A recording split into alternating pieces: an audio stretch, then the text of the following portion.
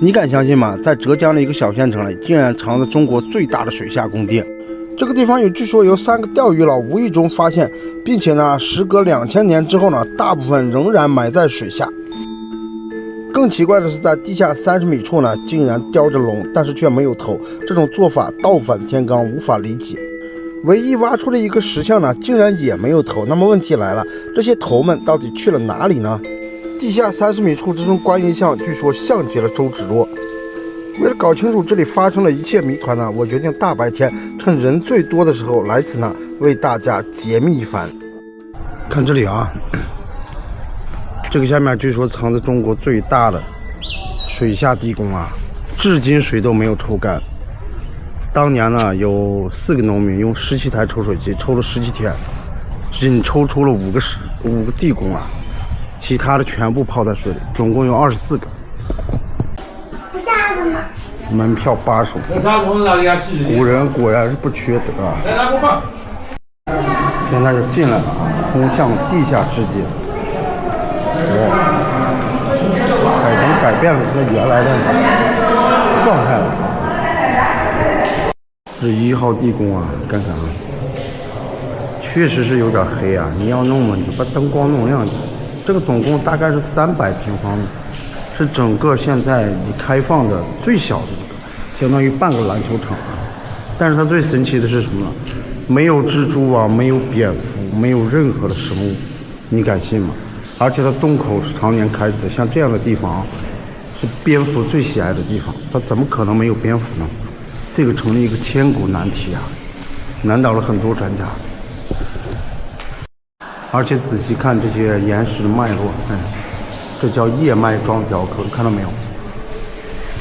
间距角度基本都是误差只在0.5毫米之间啊，非常的精确。即使现在的专家也解释不了，在远古时期呢，也就2000多年前，到底是什么工具能把这个柱子雕的工艺如此之好，如此之精确呢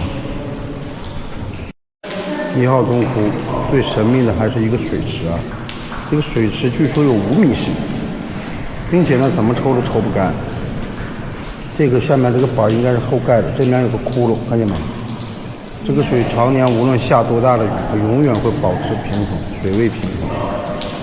但是下面应该一块水泥板盖着，把这个洞口挡住了。仔细看应该能看出是一个地接洞，这应该是经过资本包装过的。这个1号地宫呢，上面有一个神奇的图啊，马鸟鱼，被称为海陆空图，2000年前的海陆空图，这个稍微有点高，这是这里这个地宫里面唯一一个有雕刻的东西啊。这个地宫历史上从未有人记载过，就像这么庞大的工程。那么有人就推测了，极有可能第一呢，他们不会这个文字；第二呢，所有工匠全部被灭口了。而上面这个马鸟鱼组合呢，有可能是一种暗号，这是专家分析出来的。我们从这里去2号洞窟，这1、2号洞窟之间呢，这道门特别的神奇啊，值得说一下。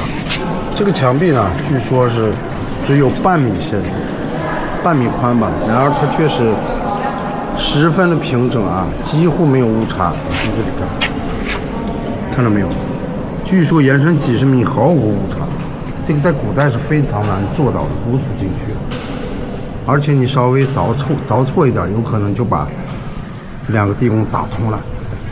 这2号地宫比1号地宫大，大概是900个平方。2号地宫啊，是唯一一个有天窗的地宫。为什么会有一个天窗呢？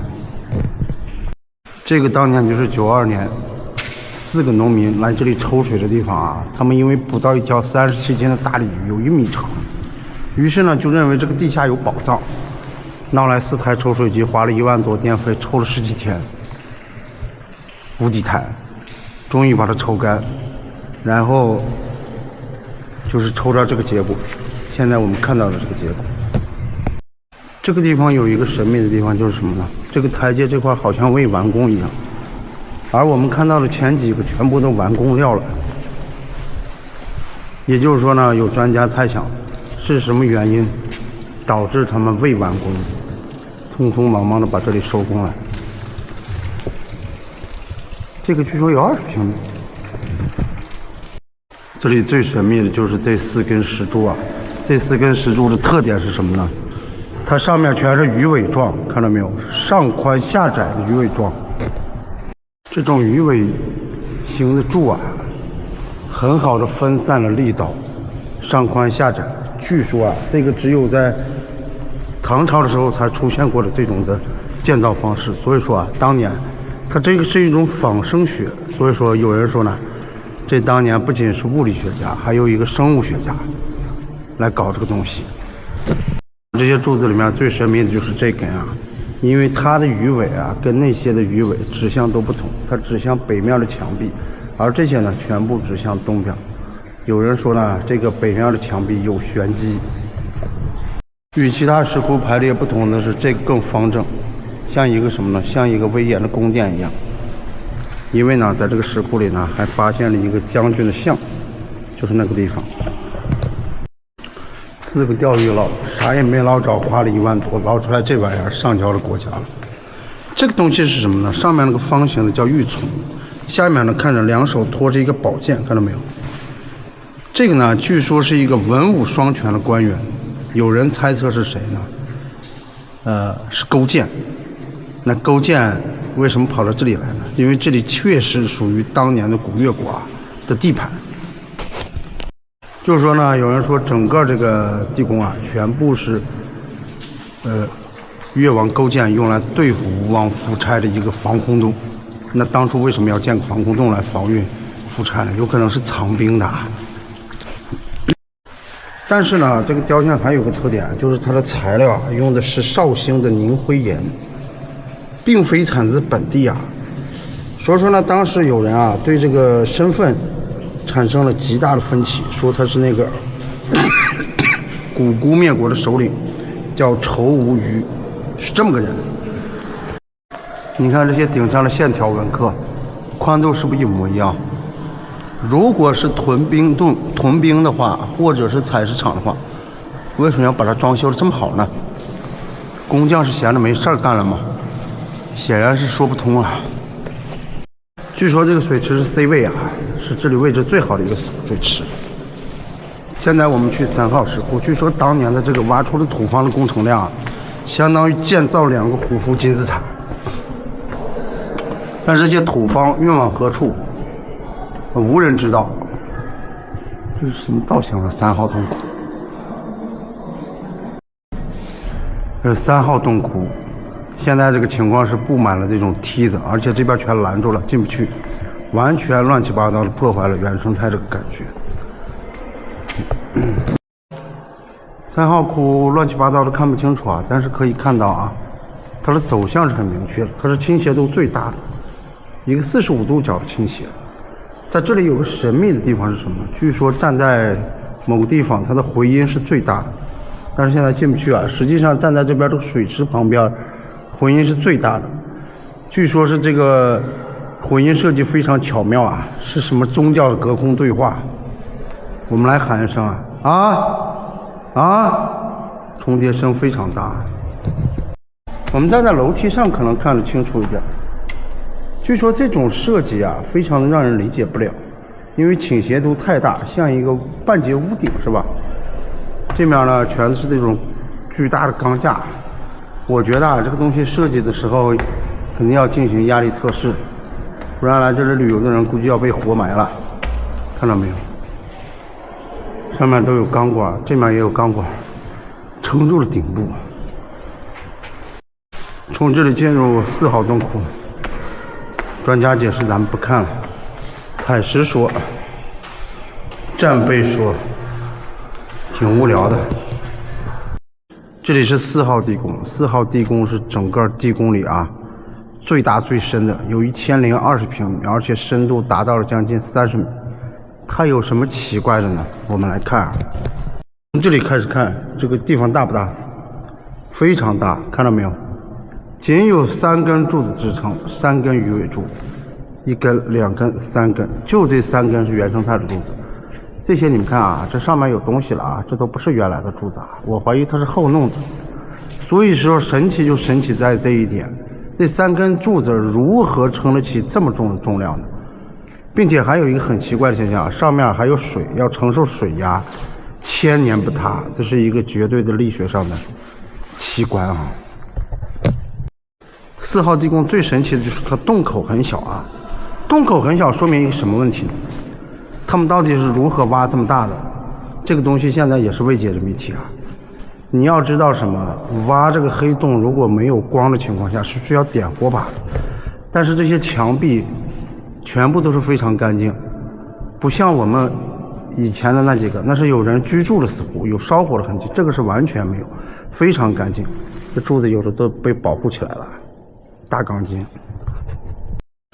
有人做过测试啊，如果说把一面镜子放在这个口进行光的折射，照到里面大概要下午4点钟，也就是仅有2个小时的光可以照。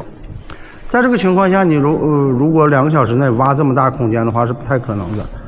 但是呢，也有人想了啊，你说点着火把，点着火把有一个坏处，就是这里的氧气会很快的燃烧完毕，也就是说，就算是9门的人来了，他也得来这里寻死。其实4号洞窟是最像墓地的一个，为什么呢？它这个池水位于中央，据说当年农民抽水的时候，在这个地方抽水是最深最难的，有怀疑它是通暗河、地下暗河，永远抽不干净的水，所以现在至今也抽不干净，只能抽到把外面抽干净了。而且呢，这个4号石窟最神秘的是什么呢？整个全程是没有任何的文字图案的，所以科学家在研究这里的时候是无法打开脑洞的，因为没有可以参考的依据，仅有3个鱼尾状石柱，可见呢是跟当年那几个地宫啊开凿的时候应该是同一批工匠，因为他们都懂得这个鱼尾律学，这就可以看出来，对不对？这里穿过去就是5号地宫，最后一个地宫，这里面有点东西，哇，感觉很神秘的样子。这个第5地宫啊，最神秘的就是它这个雕刻很诡异啊，看见没？顺排的3个柱子，有2个柱子雕了龙，但是呢，只雕龙没有雕头，这是为什么呢？我们来看啊，符不符合事实啊？这是龙爪，对吧？往上都看到龙尾了，对吧？龙头在哪里？龙头却没有，一头扎在了水里，只看到了鳞片和白云。这个设计也着实让人意想不到啊！包括这个地方，看到没有？2条龙雕刻的是造型一模一样，都是没雕龙头，很奇怪啊！你见没见过有人不雕龙头只雕龙身？我从未见过。这面还有八仙啊，但是八仙说实话啊，这个地方的灯光是太恶心了。我们在这样的景区逛的话，极有可能把眼睛视力降低逛，真是太暗了。看到没有？这是八仙，栩栩如生啊，3男1女。对面也有八仙，但是说实话看着也不是很清楚。这面为什么还刻了鹅寨啊什么的呢？这里还有观音菩萨，这个观音菩萨的雕像刻的是真够漂亮的啊，确实是好看，与以往的观音大师面相不同。这些呢，仿佛几个和尚在干着某种活，看到没有？这个东西啊，其实是当年农民发现以后呢，其实3个钓鱼佬啊，他们发现以后觉得这里是个洞天福地，于是雕了很多这样的佛像什么的，认为这个地方定有玄机，值得一拜。但这个龙呢，是说实话是说不清楚为什么要这么雕。这里面最神秘的应该就是这个水池了。这个水池跟其他的窟不一样啊，它这个水池是建在这个角落里，很偏僻。据有探险者当年说啊，这个水池深达50米，放绳子下去，它都没有探到底。所以说不提到底是有多深不知道。这个地宫的排水在哪里排也无人知道。真黑啊，真够黑的，啥也看不见。底下扔了好多钱，我倒是能看见。